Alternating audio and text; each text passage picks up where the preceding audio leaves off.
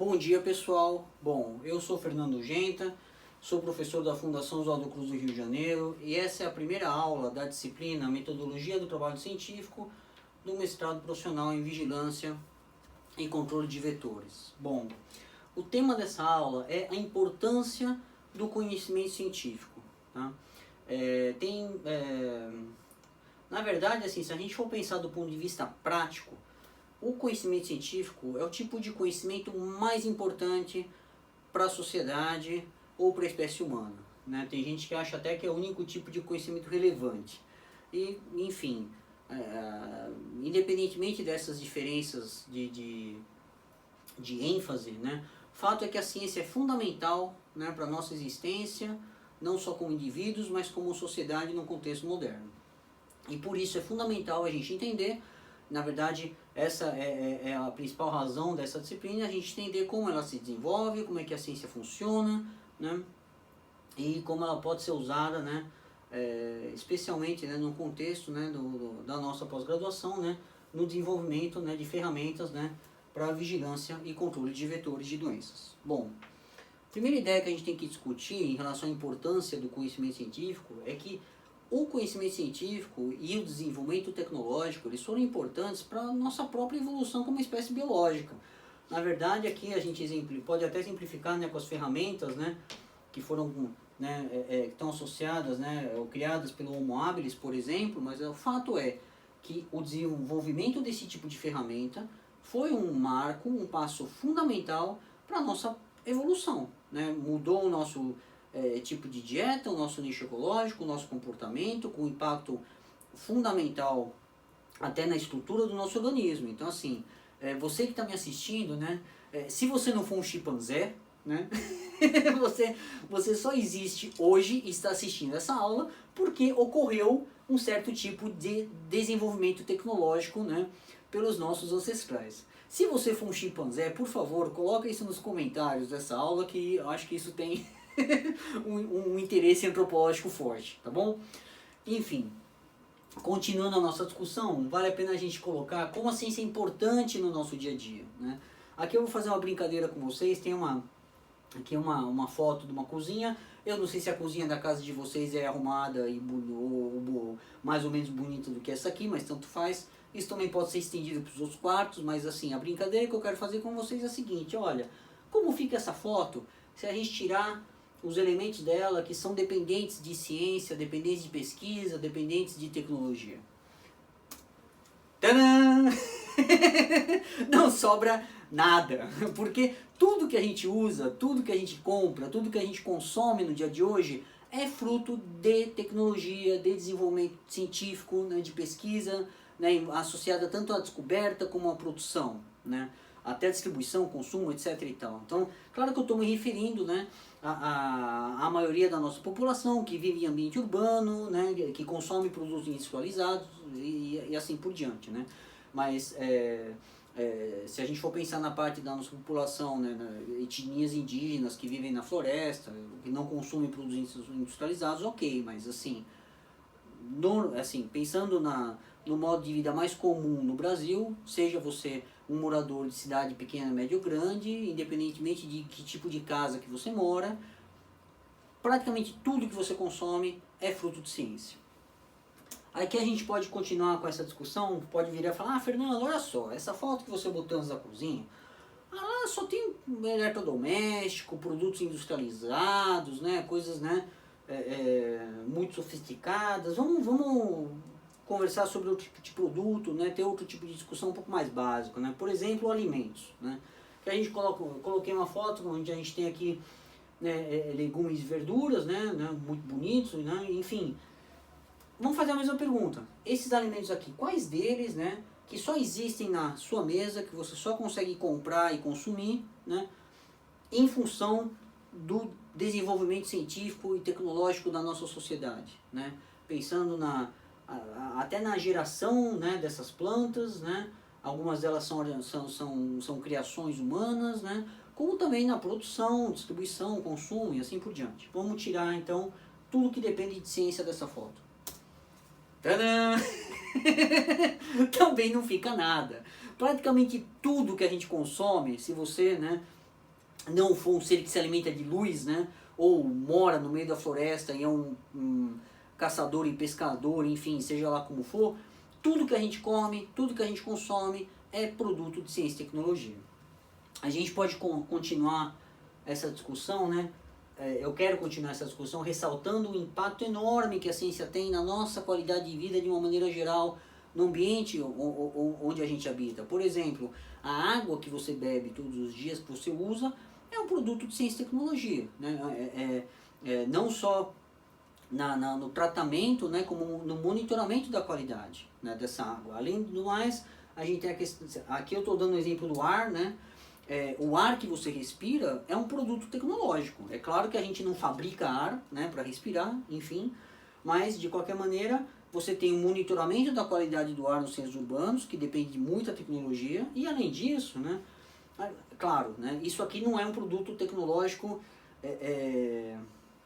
intencional, né, é uma alteração do ar que a gente respira, né, cuja causa principal é o nosso desenvolvimento científico. A gente tem aqui, eu vou explicar esse exemplo melhor. Nesse gráfico aqui a gente tem a concentração de CO2, né, de gás carbônico na atmosfera, partes por milhão, ao longo dos anos. Então aqui a gente tem século XVIII, século XIX, século XX, até os dias de hoje. O que a gente percebe é que, olha, a concentração de CO2 aumentou drasticamente, acompanhando as emissões de CO2, né, da espécie humana, né, da nossa sociedade, né, especialmente na fase, né, industrial e na fase moderna. Essas emissões aumentam e a concentração de CO2 aumenta.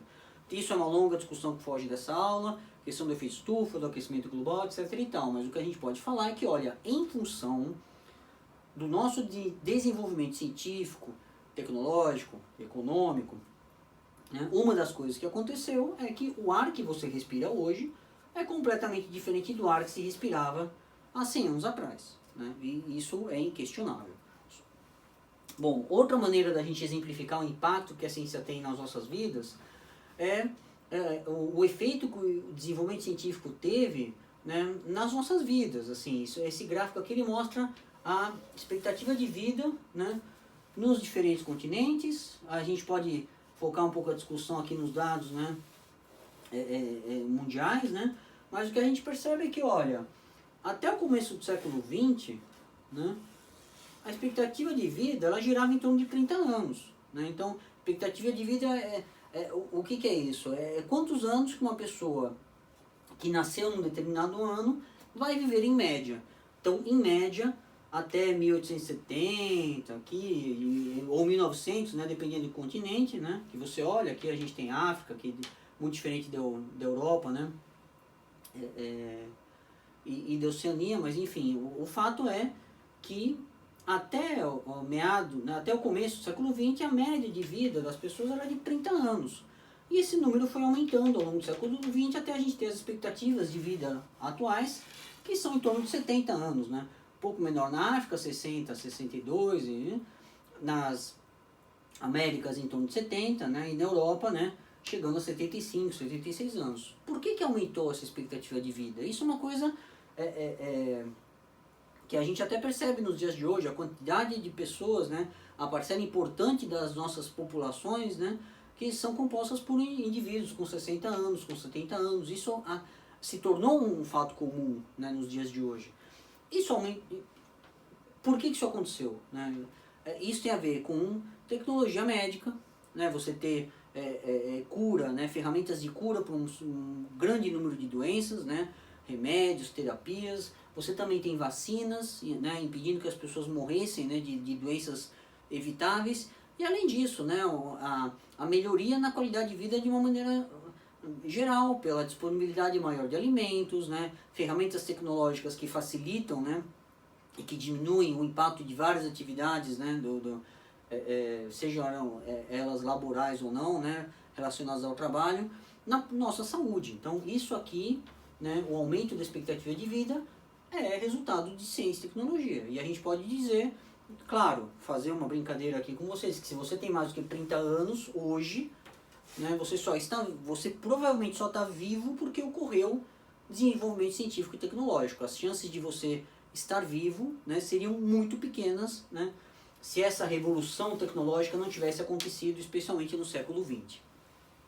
Bom, continuando a nossa discussão, Outra maneira da gente ver o impacto da ciência, né, nas nossas vidas, né, é ver como a mortalidade infantil caiu nas últimas décadas. O que é mortalidade infantil? Esse número aqui que está no eixo Y é quantos bebês morrem antes de completar um ano de vida a cada 1.000 nascidos vivos. Então, se a gente olhar em 1950, né, pegar que a gente pode ver a média mundial, a gente pode até pegar os dados africanos, né, que acabam sendo piores, né, mas a gente tem 150 a 180 bebês morriam antes de nascer, a cada 1.000, né, antes de completar um ano de vida. E isso é quase 1 em 5, né? Aqui é cerca de 1 em 10, né, mas se a gente olhar a América Latina, né, 120, né, não, aqui a gente tem, né, isso aqui acaba pegando os países mais desenvolvidos, o número é mais baixo, mas se a gente olhar, né,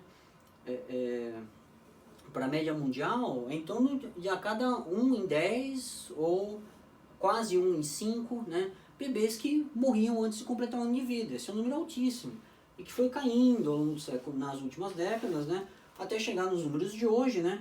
Se a gente olhar aqui a América Latina, né, o Brasil está incluído, né, nesse índice aqui, né, que aí passa para 10 em 1.000, ou seja, de 1 para 10 passou para 1 em 100. Né? E isso é uma coisa que a gente já pode até perceber do nosso cotidiano. Né?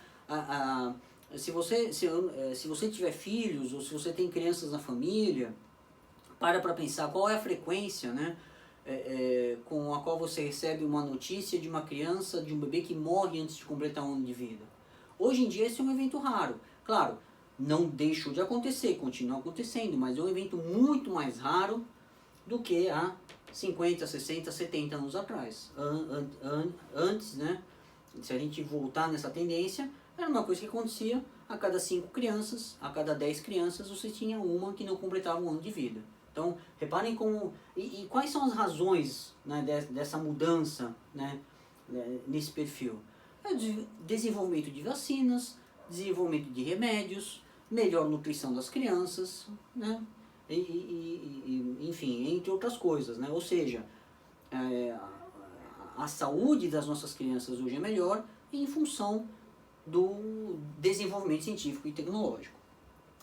Uma discussão que é importante a gente ter é a relação enorme, né, que existe, né, entre o desenvolvimento científico e o desenvolvimento econômico. Então aqui nessa tabela, né, tem alguns países aqui, um ranking científico, a gente vai discutir nas próximas aulas como é que se mede a produção científica, que tipos de produção científica que existem, né, o que significa cada um desses tipos, né. Mas, de maneira geral, o que eu quero apresentar para vocês hoje é que existem maneiras de você medir a produção científica de um país, falar se ela é maior ou menor. Isso gera um ranking. E aqui estão os 10 primeiros colocados do ranking. A gente vê Estados Unidos, China, Reino Unido, Alemanha, Japão, França, Canadá, Itália, Índia e Espanha. O que a gente percebe aqui? Que a maioria desses países que são líderes em ciência, né, que produzem muita ciência, são países com índices econômicos excelentes ou muito bons.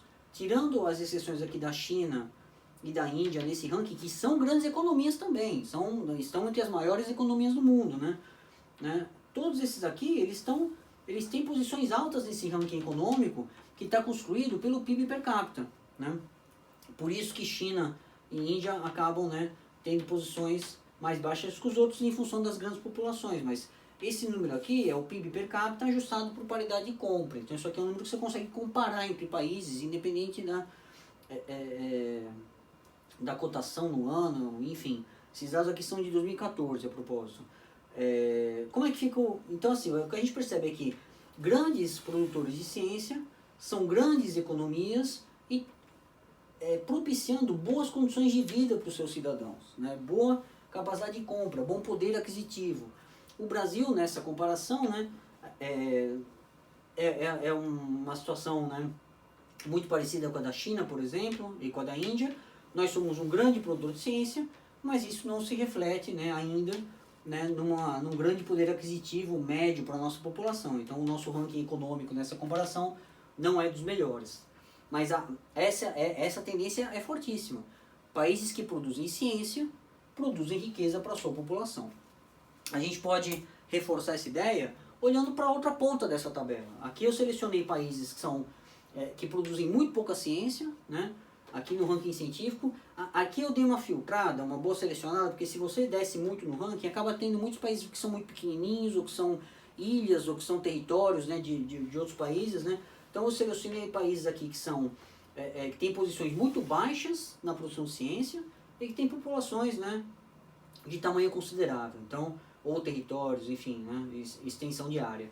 Então aqui a gente percebe que países que produzem pouca ciência ou que não produzem ciência têm economias, né, têm rankings econômicos muito baixos e geram, né, uma quantidade de riqueza para os seus cidadãos que é muito pequeno.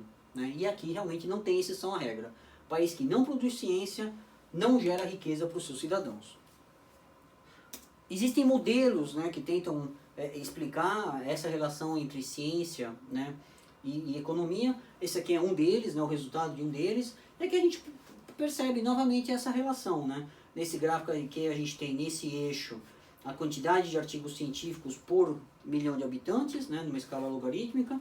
Aqui a quantidade de patentes por milhão de habitantes, também numa escala log. E aqui o PIB per capita, né? Isso aqui é PIB, é Gross Domestic Product per capita, também numa escala logarítmica. E a gente percebe a correlação fortíssima que existe entre, né, o desenvolvimento econômico, o tamanho da economia, né, o quanto de riqueza que é gerado por cidadão, e a quantidade de artigos e a quantidade de patentes, né, que é gerada por um determinado país. Bom, aqui a gente tem que tomar cuidado para não cair no raciocínio circular, porque você pode sempre pensar, olha, o país que produz ciência, né, o país que produz ciência gera riqueza. Então, o desenvolvimento científico é o que, né, faz com que a economia se desenvolva. Mas você também pode pensar que, olha, o que acontece é que os países que são ricos, né, que têm muito dinheiro, são justamente os países que podem se dar o luxo de fazer pesquisa científica, né? Hoje em dia a gente sabe que a pesquisa científica é uma atividade extremamente cara, depende de muitos insumos, né, de maquinário, depende também de, sei lá, pode depender de reagentes, com certeza depende de mão de obra especializada, que é uma mão de obra muito cara. Então você pode também pensar assim, falar, olha, o que está acontecendo aqui na verdade, né, não dá para ter certeza se o país é rico porque investe em pesquisa, ou se ele investe em pesquisa porque ele é rico. O que resolve um pouco essa controvérsia, que deixa muito claro, né, que o que acontece é que é o desenvolvimento científico que gera riqueza, é quando a gente olha para as cadeias de produção. O que a gente sabe, o que a gente percebe, né, de estudos econômicos é que quanto mais ciência e tecnologia um produto tiver, maior o seu valor agregado, maior o valor, né, agregado daquele produto ou daquela cadeia de produção. Aqui eu estou comparando dois produtos, os dois, né, produtos modernos, né, são produzidos por diferentes países que têm tecnologia, né, na produção dos dois, mas a gente percebe que, olha, enquanto um produto tem muita ciência, muita inovação, muita tecnologia, né, investido, né, então aqui você tem um iPhone, né, um telefone com cerca de 100 gramas custando 3 mil reais, ou seja, olha o valor agregado desse produto, muito alto. Quando a gente compara, então, um produto que é produzido na China, vendido por uma empresa norte-americana, com muita, né, inovação e tecnologia envolvida, tem um alto valor agregado. Aqui um produto, né, produzido por outros países, mas também pelo Brasil, com mais ou menos o mesmo peso e um valor agregado muito inferior, muito pequeno. Né? É claro que isso não quer dizer que não tenha tecnologia na produção das bananas. Né? Você tem uma grande, né, quantidade de tecnologia relacionada à pesquisa, né, agronômica, né, muito conhecimento. A agricultura brasileira, né, ela é uma grande realização científica e tecnológica do nosso país, e líder mundial, em função da pesquisa que foi realizada nas últimas décadas. Né? Mas, se a gente for fazer uma comparação, né, em linhas gerais, isso aqui são só dois exemplos, né, quanto mais ciência e tecnologia tiver, quanto mais inovação tiver um produto, a tendência é que ele tenha um maior valor agregado. Ou seja, ciência e tecnologia geram riqueza. Isso tem um impacto grande na qualidade, né, de vida da população. Bom, fazendo um resumo dessa aula, né, o que a gente tem é que a ciência ela foi fundamental, né, para o surgimento da nossa espécie e para a nossa sociedade atual. Né? E essas duas coisas, seres humanos e sociedade moderna, só existem em função da ciência e tecnologia. Além disso, a ciência foi a principal causa da melhora na nossa qualidade de vida. Eu dei só 2 exemplos de expectativa de vida e mortalidade infantil, mas a gente tem inúmeros, né, exemplos, né, de melhora no que a gente chama de qualidade de vida. E além disso, a ciência é a principal causa do desenvolvimento econômico dos países que são ricos hoje, né? Enfim, além disso, né, o conhecimento científico, né, ele tem que ser valorizado, porque ele é a nossa principal fonte ou razão, né, de bem-estar e de riqueza. Então, só para fazer uma consideração final dessa aula aqui, em função do cenário no qual a gente se encontra, né, onde o papel da ciência acaba sendo muito controverso, você tem muita discussão em relação a isso, eu gostaria de pontuar que uma personalidade pública que não valoriza o conhecimento científico, que não investe em ciência, né, que não promove a ciência e tecnologia no seu país, ou não tem conhecimento nenhum, discernimento nenhum da história, né, da sociedade humana, ou de como a sociedade humana funciona, ou tem interesses, né, ou uma agenda, ou interesses relacionados ao atraso, né, nesse aspecto, ao atraso científico-tecnológico. Então, assim, falando em outros termos mais claros, né, uma pessoa que não defende a ciência, ou ela é burra, ou ela está de sacanagem. Tá? Enfim, eu queria deixar vocês com uma mensagem positiva, de qualquer maneira, ressaltando que a ciência ela é fundamental, nós devemos defender, né, o investimento em ciência no nosso país, pensando realmente assim, no futuro, né, da nossa sociedade, do nosso país, da nossa população. Muito obrigado pela atenção e até a próxima aula. Tchau, tchau, pessoal.